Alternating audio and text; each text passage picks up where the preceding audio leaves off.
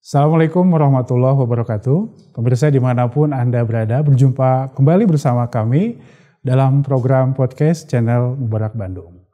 Pada episode ini kita akan membahas sebuah tema yang sangat menarik, yaitu mengenai sejarah berdirinya Jemaat Ahmadiyah di Bandung Wetan. Telah hadir bersama kita pada kesempatan ini salah seorang pelaku sejarah dan juga sesepuh dari Jemaat Ahmadiyah Bandung Wetan, yakni Bapak Haji Entang Rasid Ahmad. Assalamualaikum Babe. Waalaikumsalam warahmatullahi wabarakatuh. Terima kasih banyak atas waktunya, atas kesempatannya, apalagi ini masalah sejarah. Saya memang terbiasa manggil Pantang dengan istilah Babe, ya karena merasa Masya Allah ini adalah sesepuh kami para generasi muda yang ada di Bandung khususnya dan di Jemaat Ahmadiyah Indonesia pada umumnya. Baik. Jadi saya ucapkan terima kasih banyak sebelumnya atas kesediaan Babeh untuk menceritakan kembali, mengungkap kembali sejarah yang sangat bernilai ini, luar biasa. Mungkin pertanyaan saya Beh yang pertama, bagaimana kisah awal berdirinya Jemaat Ahmadiyah di Bandung Wetan ini? Mangga silakan. Ya. Baik, Assalamualaikum warahmatullahi wabarakatuh. Para pemirsa dimanapun berada yang saya muliakan, karunia Allah Ta'ala juga saya bisa berbincang pada kesempatan ini. Dan saya diminta untuk menyampaikan sejarah berdirinya jemaat di Bandung Wetan ini. Mudah-mudahan apa yang akan saya sampaikan ini tidak terlalu jauh meleset, sebagian besar mudah-mudahan masih sesuai dengan apa yang terjadi gitu ya.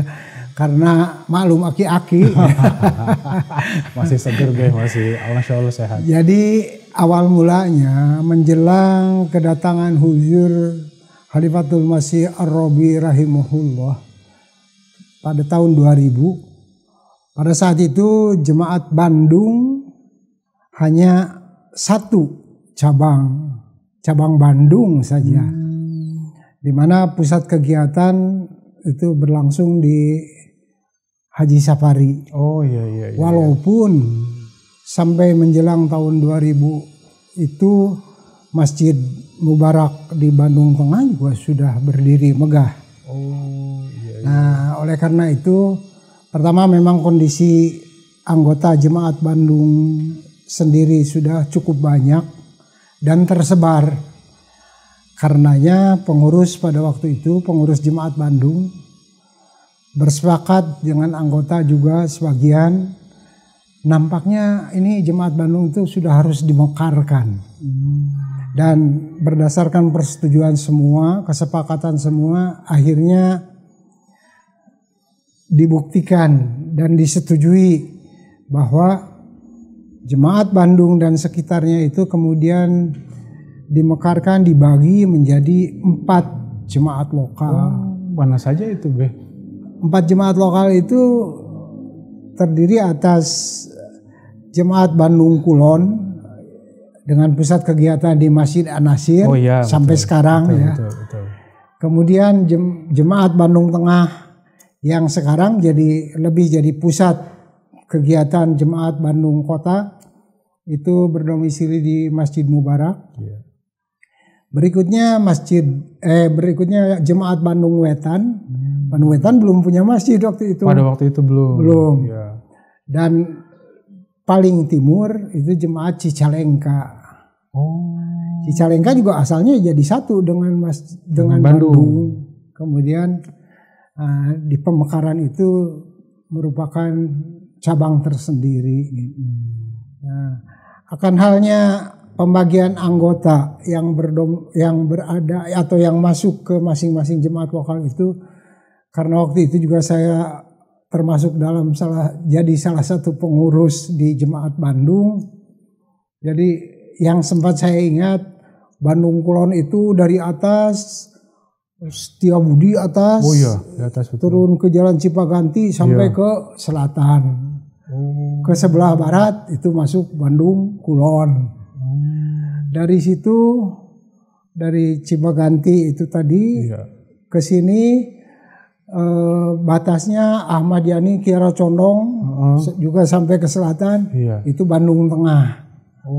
Nah, Bandung Wetan sendiri itu meliputi anggota-anggota yang domisilinya dari terminal Cicahem sampai terminal Cileunyi. Jadi cukup jauh. Jauh, memang jauh. Betul. Nah, dari Cileunyi ke timur itu Cicalengka. Oh iya. Jadi kembali kepada setelah pemekaran itu dan berdirinya kalau saya tidak salah 2001 Jemaat Bandung Wetan ini secara formal dapat surat dari pemekaran dari pengurus besar. Oh iya, betul. Dengan nomor register 278. Iya. Berdekatan juga dengan Bandung Tengah kan akhirnya. Betul. Nah, itu kegiatan awal kami di sini karena belum memiliki masjid. Jadi sementara syukur alhamdulillah salah satu anggota di Bandung Wetan ini ada Dr. Safari Soma. Ya, usianya kurang lebih lah dengan saya. Masih muda. Dan pada waktu itu begitu semangat sebelum terjadi pemekaran, hendaknya Bandung ini sudah cukup dimekarkan katanya, dibagi-bagi gitu. Nah, begitu pemekaran itu terjadi, alhamdulillah beliau punya rumah yang tidak dihuni di Jalan Cirengot Ujung Berung. Oh iya. Ujung Berung. Nah, sehingga kemudian rumah beliau itulah yang sementara dipakai untuk pusat kegiatan kami. Oh, berapa lama itu? Jadi kurang lebih 2-3 tahun. Oh, lama juga ya. Khususnya dipakai sholat Jumat dan sholat tarawih pada saat bulan Ramadan. Selain itu juga kegiatan tarbiyat, biasalah di jemaat lokal kan ada kegiatan tarbiyat, biasa juga kami adakan di sana. Nah, dalam perjalanan tahun-tahun di mana kami beraktivitas di Ujung Berung tadi, kemudian salah satu adik dari Pak Dr. Safari Soma itu juga yang menghuni sebagian lahan dari orang tuanya, itu juga membangun masjid di daerah Bongkor. Daerah Bongkor itu kurang lebih 3 km lah dari Ujung Berung ke arah utara. Betul. Nah, waktu itu sempat direncanakan untuk inilah jadi Masjid Bandung Wetan gitu ya. Sehingga dengan kemampuan kami yang terbatas, anggota Bandung Wetan itu walaupun sebagian besar oleh beliau yang punya lahan dan punya bangunan, kami juga biasa swadaya seadanya gitu ya.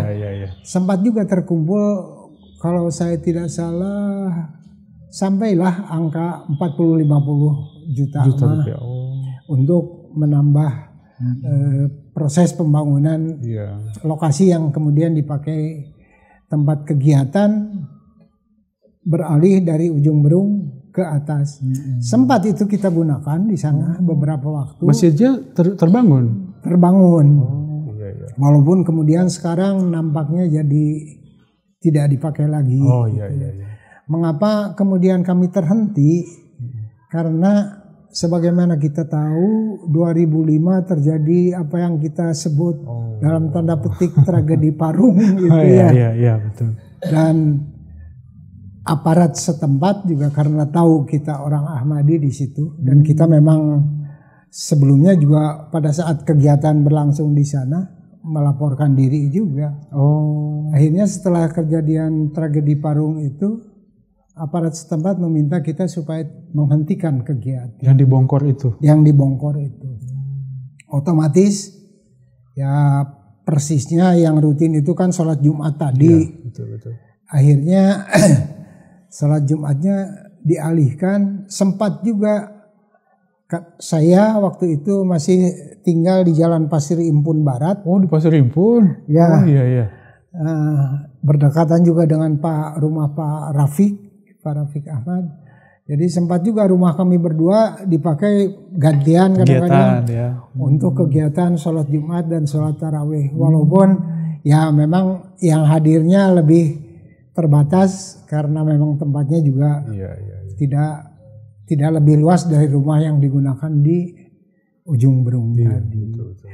Nah demikian awalnya, kemudian itu ya lewat tahun 2005 ya. Iya. Nah, setelah itu kurang lebih pada tahun 2010 lah, dalam kegiatan yang serba terbatas tadi, salah satu anggota Jemaat Bandung Tengah sekarang, Bapak Dr. Munawar, Oh iya. kebetulan saya kenal dekat. Beliau juga sering ya beberapa waktu bertemu juga. Iya. Meminta kepada saya dan istri saya untuk cobalah cari lahan di sekitar Sukamiskin lah maksudnya. Oh iya. Yang bisa digunakan untuk kegiatan jemaat dan mudah-mudahan kita bisa membangun masjid, kata beliau. Masya Allah. Nah, akhirnya saya bersama istri sambil jalan pagi dari Pasir Impun itu turun lewat Sukamiskin ke bawah, ya kurang lebih jalan kaki sekitar 3 km lah. Iya. Sampailah ke daerah yang sekarang berdiri Masjid Bandung Wetan ini. Sudah ramai Di Cisaranten. Lingkungan sekitar sudah cukup banyak. Memang sudah jadi komplek. Iya. Hanya waktu itu kebetulan 3 kapling masjid, kapling yang sekarang di sebelah yang dipakai jadi rumah misi, dan kapling yang sekarang dihuni oleh saya di situ. Iya. Itu 3 kapling masing-masing luasnya sama, 300-an meter. 300 meter ya. Belum ada yang memiliki. Oh. Belum ada yang memiliki. Iya, belum ada bangunan. Belum ada bangunan lah ya. Walaupun pemiliknya berbeda. Pemilik masjid, pemilik lahan yang digunakan masjid ini kebetulan orang Batak. Dan melalui salah satu penghuni di sekitar di sini, saya dan istri saya mendapat informasi orangnya berada di mana, di daerah Arca Manik kalau saya tidak salah ingat. Iya. Dan kemudian kami mencoba datangi, karena yang waktu itu yang sudah jelas mau dijual ya yang sekarang yang digunakan ini untuk masjid ini. Ketemu orangnya, kemudian beliau mengatakan memang mau dijual. Alhamdulillah. Di atas 100 juta, tapi saya tidak ingat persis angkanya. Nah, kami coba tawar berdua, tapi beliau tidak mau. Tetap di angka yang beliau tawarkan. Iya. Nah, akhirnya ya kembali ke Pak Munawar, Pak, ada lahan tuh di sana.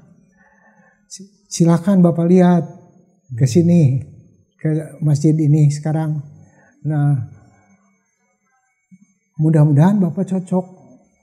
Tapi beliau sudah meminta harga sekian dan kami sudah berupaya menawar, tidak berhasil. Jadi silakan Bapak lah yang menawarnya. Iya. Akhirnya beliau juga ketemu dengan orang pemiliknya, tapi juga sama. Tidak turun juga. Hanya beliau cocok dengan lokasi ini. Iya. Sehingga akhirnya jadilah transaksi dan dibeli. Gitu. Dibeli lahan ini luasnya sekitar 300-an meter. Kemudian beliau juga membangun masjid untuk kami di Bandung Wetan ini. Itu betul-betul awal berdirinya Masjid Bandung Wetan itu hasil dari beliau, dari Bapak Dr. Munawar, yang kemudian lahan serta masjidnya ini, bangunannya ini, kemudian beliau setelah jadi beliau hibahkan kepada jemaat. Sudah 2 lantai seperti ini? Belum. Baru 1 lantai. Yang bawah ini, Pak? Yang bawah saja. Nah, itu kurang lebih 2010 ya. Tahun 2012, 2 tahun setelah itu, karena saya sendiri merasa kita sudah ada masjid, tapi kalau penghuninya juga atau yang memakmurkan masjidnya juga berjauhan, sayang banget. Betul. Kebetulan 2 lahan yang berdampingan ini masih kosong. Oh iya. Selama proses pembangunan masjid berjalan, ini juga sempat kita hubungi karena ada penghuninya, ada pemiliknya, nama pemiliknya. Sempat kami hubungi, ternyata yang dihubungi itu ayah dari pemilik lahan tadi. Iya. Nah, si ayah ini mengatakan pemiliknya sekarang sedang berada di Kanada dan nampaknya tidak akan menjual lahan ini. Iya. Begitu. Akan tetapi karunia Allah SWT pada tahun 2012 kalau saya tidak salah, ternyata pemilik lahan itu menghadapi perceraian dengan istrinya, dan oleh karenanya lahan yang dimilikinya itu menjadi harta gonogini yang harus juga dibagi dengan istrinya. Iya. Akhirnya 2 kapling ini juga dijual. Nah, kembali lagi ke Pak Munawar. Bagaimana ini?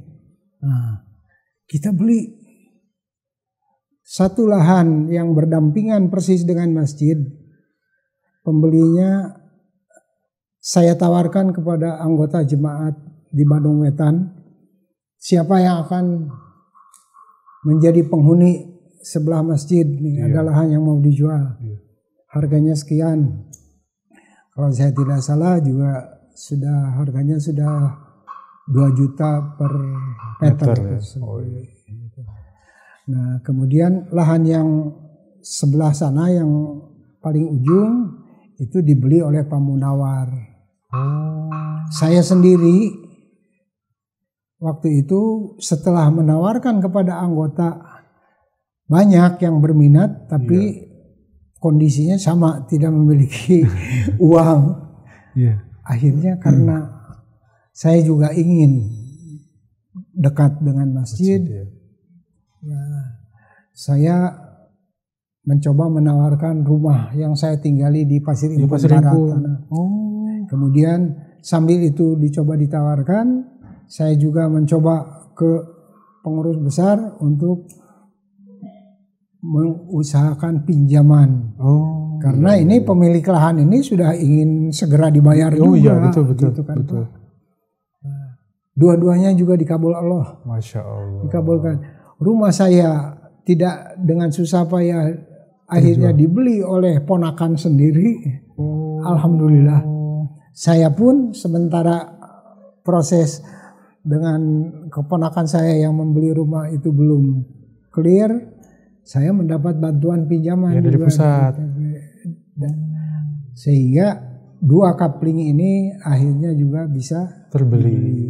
Masya Allah. Nah, kepada lahan yang persis berdekatan dengan masjid ini, sebelum akhirnya saya yang menjadi pembelinya, juga saya umumkan kepada anggota itu, ini luas lahan 300 meter, tapi mohon izin siapapun anggota di antara kita yang kemudian menjadi pemilik lahan ini, mohon mengikhlaskan hanya menggunakan lahannya 200 meter.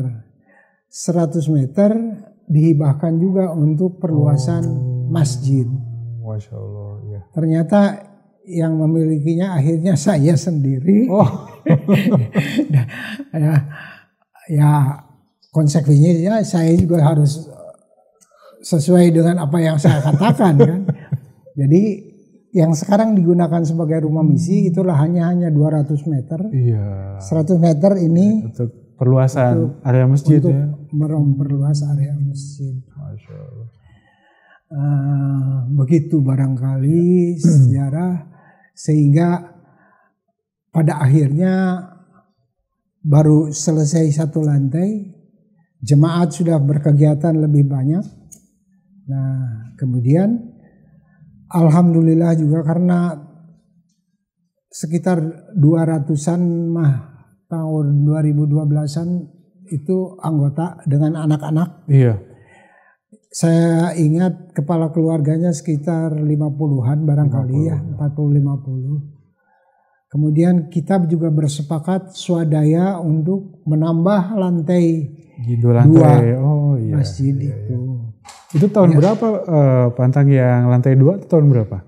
Ya. Yang pembangunan lantai 2 tahun berapa itu? Nah itu mulai 2014-15an barangkali ya. Oh. Sebab peresmiannya oleh almarhum Bapak Amir Nasional Bapak Haji Abdul Basit. Oh iya. Itu dilakukan pada bulan Oktober 2017. 2017. Iya. Begitu barangkali. Tadi Pantang ada yang menarik tadi ketika Pantang sampaikan di tahun awal pembangunan masjid sebetulnya belum ada rumah anggota Ahmadiyah yang berdekatan. Ya. Artinya masjid ini betul-betul dibangun sendiri aja gitu ya. Tidak ada yang support rumah-rumah anggota dan lain-lain. Bagaimana respon dari masyarakat, dari aparat, bagaimana? Ya. Mungkin saya ada yang terlewat. Oh iya. Sebetulnya yang anggota yang berdekatan itu yang sudah lama di sekitar masjid ini kira-kira 700 meter dari masjid itu adalah Pak Suryana Soma, adiknya dari Pak Dr. Safari Soma. Tuh. Dan kemudian sebelum saya datang, Pak Rafiq pindah ke sini juga. Yang paling awal pindah mendekati masjid ini juga Pak Atik Naim Ahmad. Beliau rumahnya 200 meter sekitar belakang masjid. Betul. Nah, pendapat atau sikap masyarakat karena berkenaan dengan adanya masjid, saya ingat persis waktu itu karena tidak lepas dari proses pendirian dari mulai pembelian lahan sampai proses membangun masjid ini dengan Bapak Dr. Munawar tadi, kami sepakat, kami sama sependapat bahwa karena kita orang Ahmadi makan boro-boro salah, bener oke, jangan kesalahan gitu ya. Sok aya we gitu. Ya, jadi kami sama sependapat bahwa walaupun yang akan dibangun itu masjid, kita hendaknya memiliki izin mendirikan bangunan, gitu. Sehingga bila terjadi, kalaupun ada apa-apa, ada sesuatu di hadapan pemerintah, kalau kita memiliki IMB, kita tidak salah. Betul. Gitu. Dan untuk proses itu, Pak Munawar juga setuju, saya setuju, malah beliau sendiri waktu mengajukan permohonan izin ke Dinas Tata Bangunan, sebetulnya bukan hanya masjid rencananya, tapi dengan TK ya di bawah ibtidaiyah lah kalau di orangnya, TPA lah ya. TPA gitu. Nah, jadi karena kita bermaksud memiliki izin bangunan dan ingin memiliki izin bangunan, maka tentu berdasarkan ketentuan pemerintah sendiri, pemilik lahan yang akan membangun itu harus memiliki persetujuan dari tetangga terdekat. Dan itu tentunya dan memang kami lakukan. Jadi kami minta persetujuan dari tetangga-tetangga terdekat di sekitar masjid ini. Tentunya kami menyampaikan bahwa kami dari Ahmadiyah ingin membangun masjid. Mohon persetujuan Bapak dan Ibu. Akhirnya ya syukur alhamdulillah berkat itu pula barangkali proses izin bangunan itu tidak mengalami kesulitan. Jadi mendapatkan persetujuan dari masyarakat pun ya maksudnya berjalan dengan lancar lah gitu ya Pak Antang ya. Walaupun itu pada saat pembangunan lantai pertama. Iya. Nah, setelah lantai pertama selesai, kegiatan kami mulai kelihatan oleh masyarakat. Ya. Saya sendiri juga, saya mulai 2012 sudah jadi penghuni juga di sini ya. Cisaranten ini. Kan Masjid Bandung Wetan itu adanya di Cisaranten. Betul. Nah, jadi dalam salah satu bentuk berbaur dengan masyarakat, di sini juga ada masjid milik RT. Kalau ada undangan pengajian dan lain-lain, sejauh bisa saya hadir, saya coba ikut hadir supaya kita juga bisa bersosialisasi dengan mereka. Ya. Pada saat menambah lantai 2 masjid ini, ya dalam upaya kita berbaur dengan masyarakat, kalau undangan masjid saya sempat juga hadir. Oh, iya. Dalam beberapa kesempatan 2-3 kali lah barangkali waktu itu Mas sempat hadir. Dan dalam salah satu pertemuan di masjid mereka itu sempat juga Pak Ustadznya menyampaikan kokolot di sinilah orang tua sesepuh di masyarakat menyampaikan jangan lupa hati-hati di sini ada Masjid Ahmadiyah di sana. Dan kita tidak setuju dengan didirikannya masjid itu. Jadi kita akan melakukan appeal kepada pemerintah setempat untuk agar pembangunan pelanjutan masjid itu dihentikan. Saya di forum orang banyak itu ya sudahlah biarin aja mereka bicara seperti itu. Tidak saya minta izin untuk menanggapi, biarkan saja. Tapi paling tidak saya mendengar ada ungkapan demikian. Dan ternyata setelah sedang kita melakukan pembangunan ini memang sempat ada gejolak. Awal mulanya dari 1-2 orang saja yang tidak suka dengan kita, tapi barangkali biasalah mereka menggembosi kepada yang lainnya, sehingga pada satu saat saya tidak ingat persis, tapi kalau tidak salah hari itu selepas sholat Jumat kalau saya tidak salah. Hanya anggota yang lain sudah banyak yang kembali karena rumah saya sudah di sebelah masjid. Jadi saya yang jelas kebagian. Tiba-tiba datang orang berombongan. Waktu itu masih rame-ramenya ormas 3 huruf itu. Ya, jadi biasa rame-rame gogorowokan meminta supaya pembangunan masjid ini dihentikan. Itu. Nah, kemudian waktu itu polisi juga ada. Walaupun ya sikap polisi selalu saja mencari aman untuk semuanya juga memang. Saya juga sempat terpancing, walaupun saya hanya bicara kepada polisi. Pak, saya bilang, kalau Bapak tidak akan meminta mereka untuk bubar, biar saya yang maju. Kalaupun saya harus mati, saya bilang, mati itu toh hanya sekali, biar saja. Tapi alhamdulillah tidak terjadi apa-apa dan mereka juga bisa terus kembali. Namun setelah itu tiba-tiba Pak RT setempat memasang 3 buah spanduk di sekitar dekat masjid ini. Berdasarkan fatwa MUI, berdasarkan Pergub, tidak ada pengakuan lah terhadap Jemaat Ahmadiyah dan meminta kegiatan pembangunan ini dihentikan. Gitu. Terus akhirnya saya karena kebetulan juga jadi pengurus waktu itu, jadi ketua kalau tidak salah, saya mendatangi polsek, mendatangi kecamatan, selain kelurahan, saya bawa IMB itu, dan IMB-nya juga jelas 2 lantai, bukan hanya 1 lantai, IMB itu. Nah, jadi saya sampaikan kami sebagai warga di Cisaranten Baru ini hanya punya hak untuk meminta perlindungan dari bapak-bapak. Dan kembali kepada bapak-bapak sekalian, kami memohon supaya bisa melindungi kami sebagai warga masyarakat. Jadi mohon spanduk yang sementara ini terpasang mohon bisa diturunkan.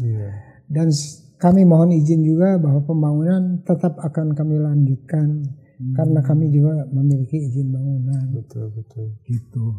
Jadi kami tidak menggubris iya. mereka. Kita jalan terus. Iya. Walaupun dalam perjalanannya sempat juga Dinas Tata Bangunan itu memanggil pengurus. Jadi sempat juga dipanggil ke sana. Iya. Jadi ini begini biasalah. Iya Pak, tapi saya ada juga IMB IMB ini.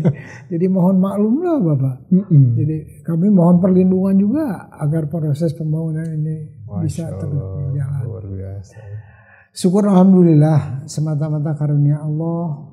Ya gejolak itu kemudian hanya itu barangkali yang terasa, belum sampai persekusi lebih dahsyat lagi.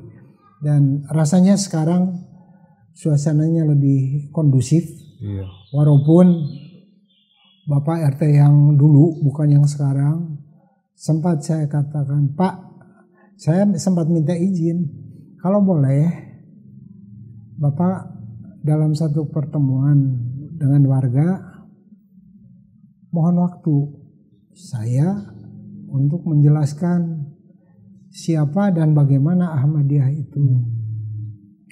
Tapi beliau sendiri menutup dengan kalimat, udahlah Pak, nggak perlu. Persepsi masyarakat itu terhadap Ahmadiyah sudah terbentuk. Oleh apa? Oleh berita yang mereka baca di surat kabar dan gambar yang mereka lihat di televisi. Jadi itulah image yang sudah tertanam di dalam masyarakat. Ya sudah, saya bilang kalau sudah begitu saya sudah berupaya, ya enggak. Saya hanya menitipkan diri saja kepada Bapak bahwa kami minimal kami tidak seperti yang mereka duga atau tidak seperti yang Bapak duga. Betul. Tapi ini ada yang menarik Pak Antam tadi disampaikan bahwa ketika pembangunan lantai 1, lantai 2 ada gejolak, penentangan, kemudian dari beberapa pihak juga ada penentangan. Tapi kemudian sampai sekarang Jemaat Ahmadiyah Bandung Wetan, masjidnya, kegiatannya semarak terus berjalan. Kira-kira apa rahasia kiprah Ahmadiyah di sini? Bagaimana itu bisa maksudnya tuh lancar gitu? Mungkin bisa disampaikan. Nah itu mudah-mudahan juga ya saya sih pertama merasa bahwasanya mudah-mudahan mereka paling tidak tokoh-tokoh masyarakat di sekitar melihat bagaimana keseharian kami yang dekat dengan masjid. Bagaimana Pak Atik, bagaimana saya, bagaimana Pak Rafiq, begitu. Yang jelas itu 3 yang sudah aki-aki semua gitu ya. Nah, itu yang pertama. Yang kedua, kalau bicara kiprah kepada masyarakat, rasanya seperti halnya juga jemaat-jemaat di cabang lain, jemaat-jemaat lokal lain, sudah menjadi kebiasaan kita melakukan bakti sosial. Bakti sosial walaupun tidak sesering di jemaat-jemaat lain. Saya juga suka iri misalnya sekarang kalau melihat Bandung Tengah nampaknya lebih gencar gitu daripada Bandung Wetan. Tapi kita juga pernah melakukan kegiatan bakti sosial, membagikan sembako. Kalau kegiatan di mana yang menjadi kewajiban rutin umat Islam seperti halnya zakat fitrah menjelang Idul Fitri, kemudian pada saat Idul Kurban, itu sudah sama melekatnya di setiap tempat saya kira. Jadi kami juga melakukan hal yang sama, membagi kepada masyarakat sekitar, walaupun kalau bicara masyarakat sekitar karena ini komplek, jadi orang yang dikategorikan kurang mampunya sangat-sangat sedikit ya. Sehingga lebih kalau bicara membantu orang lapar itu paling juga yang rutin kita lakukan untuk para petugas satpam, security, sambil menitipkan diri juga kepada mereka. Betul. Kemudian petugas pembersih, petugas sampah keliling tiap hari. Itu juga karena kita juga kalau kegiatan banyak pasti sampah kita Iya, juga banyak. sangat diperlukan ya, betul. Nah, Jadi memang kalau saya perhatikan Pak Antang, jadi memang pertama tadi yang sangat menarik disampaikan, suri tauladan. Sebagai seorang muslim, keseharian itu mewarnai persepsi masyarakat di sini, bahwa ini orang Islam, bahwa ini orang Ahmadiyah itu orang Islam itu sejati. Kemudian hubungan baik dengan aparat, dengan masyarakat, dengan tokoh, dan perhatian dengan masyarakat. Saya pikir itu hal sangat menarik. Kemudian Pak Antang, ada satu hal yang ingin saya tanyakan kembali. Ini kan sebentar lagi Jemaat Ahmadiyah Indonesia akan memperingati 100 tahun Ahmadiyah di Indonesia. Di Indonesia, tentu juga untuk Jemaat Bandung Wetan ini menjadi sesuatu hal yang sangat penting. Kira-kiranya Pak Antang sebagai sesepuh di Bandung Wetan beserta pengurus membalik, langkah-langkah apa yang menjadi strategis untuk menghadapi 100 tahun Jemaat Ahmadiyah Indonesia ini? Nah, menghadapi 100 tahun Jemaat Ahmadiyah Indonesia ini, pertama mohon maaf karena saat ini saya tidak sedang jadi pengurus ya. Oh iya. Akan tapi dari informasi yang saya peroleh dari pengurus dan apa yang saya perhatikan, apa yang saya lihat, gitu. Memang beberapa rencana untuk pengembangan katakanlah atau penyempurnaan kondisi Jemaat Bandung Wetan ini sedang dan akan dilakukan. Alhamdulillah. Yang pertama yang sudah walaupun belum mencapai kondisi sempurna itu adalah renovasi atau penyempurnaan perbaikan audio masjid.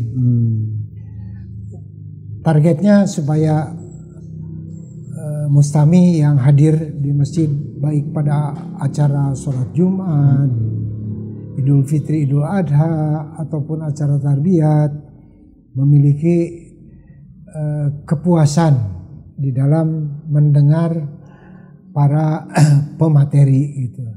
Itu sudah dilakukan dan dalam penyempurnaan. Selain itu juga upaya penyempurnaan perpustakaan, ya. Kemudian selain itu perbaikan atau pembenahan guest house.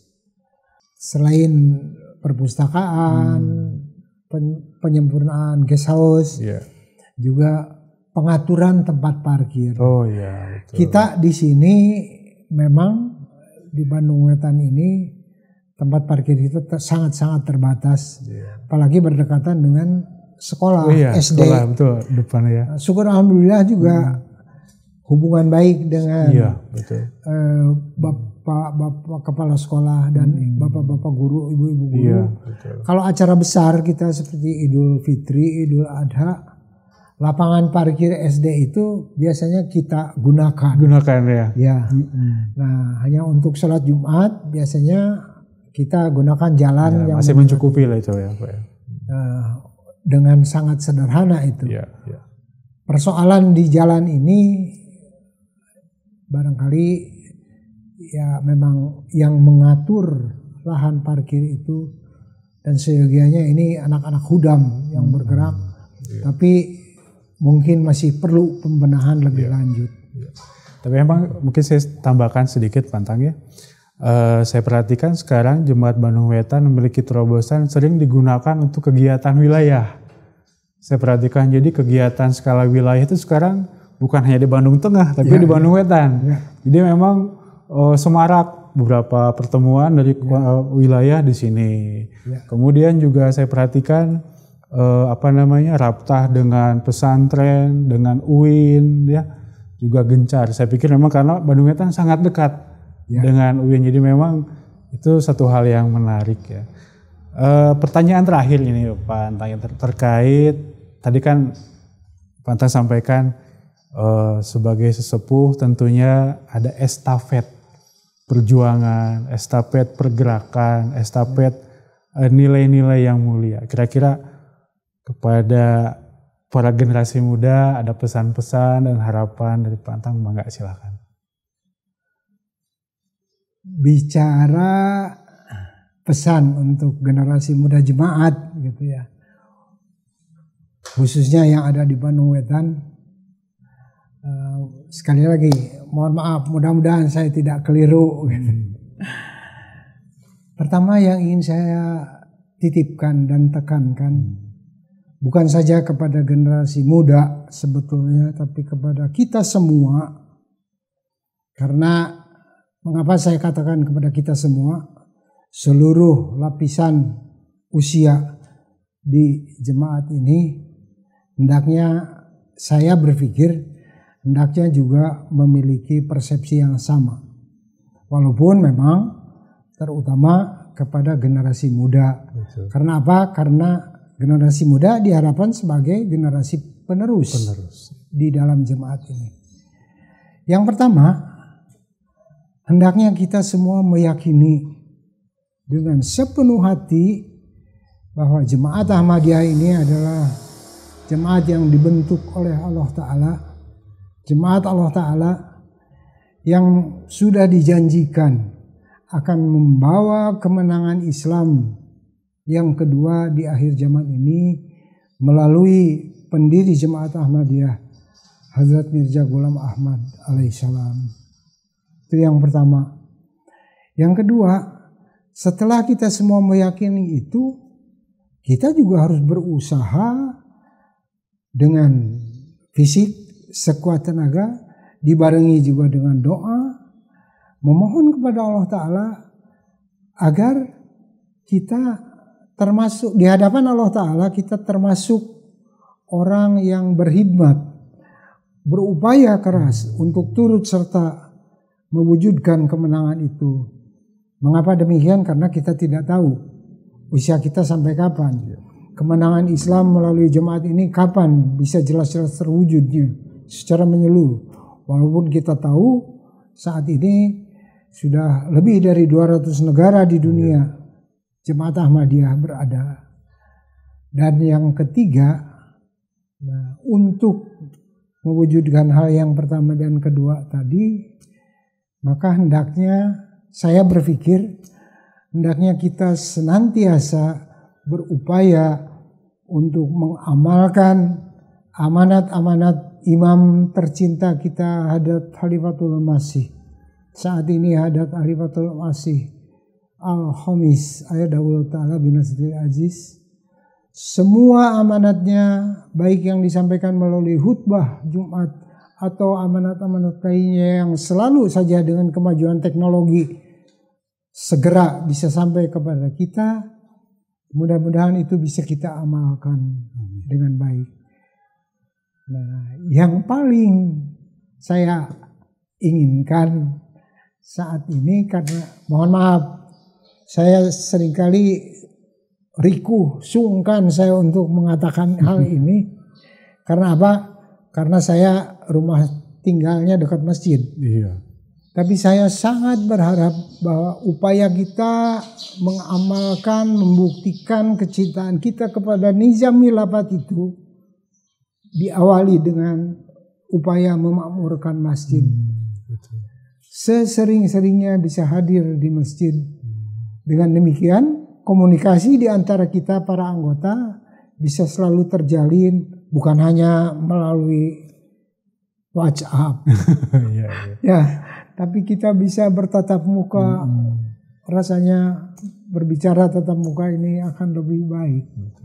Itu harapan saya. Mudah-mudahan generasi muda jemaat khususnya di Bandung Wetan ini dapat mengamalkan apa yang saya katakan dan mudah-mudahan apa yang saya sampaikan ini benar. Iya.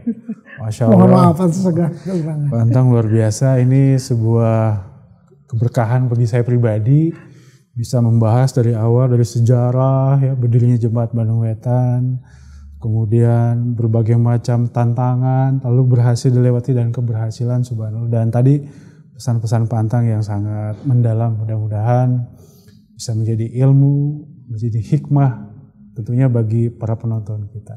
Jadi saya ucapkan terima kasih banyak Pak Antang. Jazakumullah khairan jazaa. Mudah-mudahan kita bisa berjumpa dalam episode yang akan datang. Amin.